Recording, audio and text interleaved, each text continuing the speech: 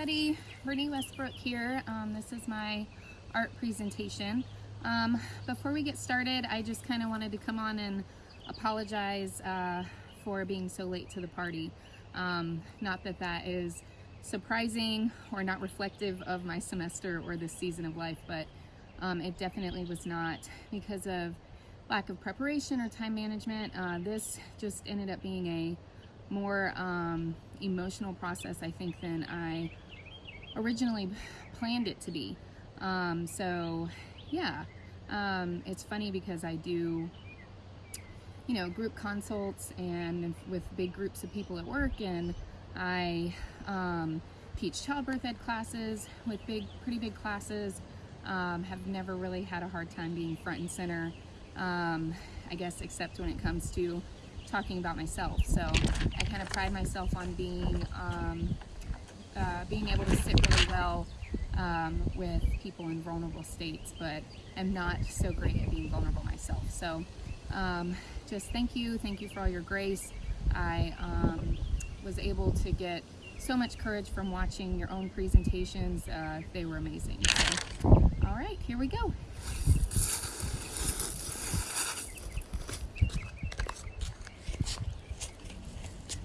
We're just gonna move in a little bit closer.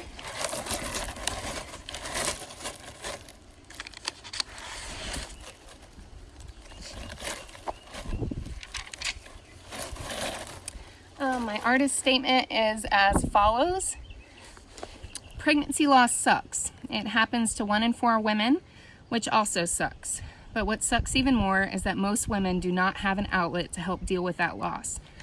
Culture provides a significant context for all human experiences.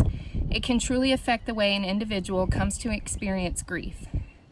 Many cultures lack explicit mourning rituals specific to pregnancy loss. In fact, in some cultures, women are shamed for mourning their losses. That shame sucks the most.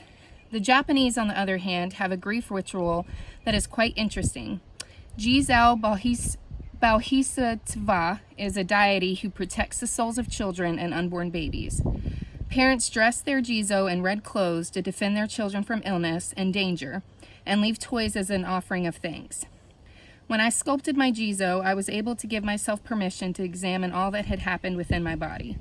While my beliefs did not require him to usher my babies across the Kanzu River, hidden in the sleeves of his robe, my heart needed to mold the clay that made up his plump cheeks. I made him in lieu of the babies I so badly wanted to finish making, and it helped the suck to suck a little less. My art medium was white air hardening modeling clay. I used about 80% of a 2.2 pound block. My original plan was to add some red acrylic paint for his cloak, but I preferred it unpainted. I will eventually seal it with a clear gloss. I took forever to write my artist statement because I wanted it to be perfect. It was really stressing me out. But then I just wrote it, and I was so happy with it. I've had the supplies sitting on my desk for a month, and I just couldn't start. Again, I wanted it to be perfect. But when I finally got up the courage to get started, I had so many emotions. Frustrations with my artistic abilities turned into tears of frustrations with my own body, which turned into tears of frustrations for the many women close to me and around the world who have suffered from pregnancy loss. The more I molded the clay, trying to fix him, to fix the issue, to perfect the statue, to perfect my emotions, the more he fell apart. I had to just sit with it. I had to sit on my hands. That irony was not lost on this midwifery student's heart. As we all know, a good midwife knows how to sit on their hands. This little statue held space for me to simply say miscarriages suck. All the hugs and love to any of you who have had a miscarriage or are loving someone through one.